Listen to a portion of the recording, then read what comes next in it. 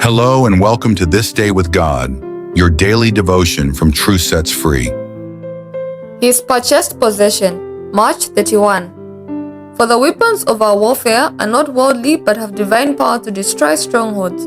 We destroy arguments and every proud obstacle to the knowledge of God and take every thought captive to obey Christ. 2 Corinthians 10:4-5. In dealing with unreasonable and wicked men, those who believe the truth are to be careful not to bring themselves down to the same level, where they will use the same satanic weapons that their enemies use, by giving loose rein to strong personal feelings and arousing against themselves and against the work the Lord has given them to do, passion and bitter enmity. Keep Jesus uplifted. We are laborers together with God. We are provided with spiritual weapons, mighty to the pulling down of the strongholds of the enemy. We must in no case misrepresent our faith by weaving Christ-like attributes into the work. We must exalt the law of God as binding us up with Jesus Christ and all who love Him and keep His commandments. We are also to reveal a love for the souls for whom Christ has died.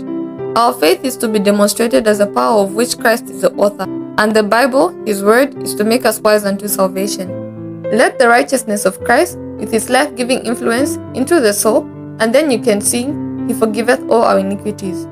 You say, I am full of spiritual disease.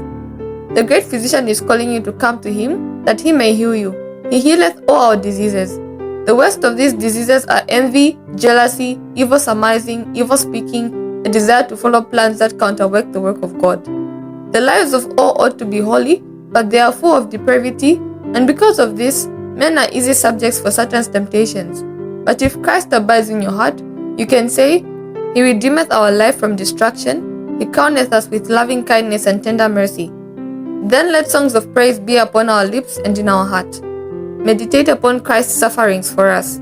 In the place of watching to find something to accuse and condemn in others, thank the Lord that there is forgiveness with Him. Christ is grieved when you criticize and accuse, for this is the work of Satan. Let us draw water from the wells of salvation and praise the Lord.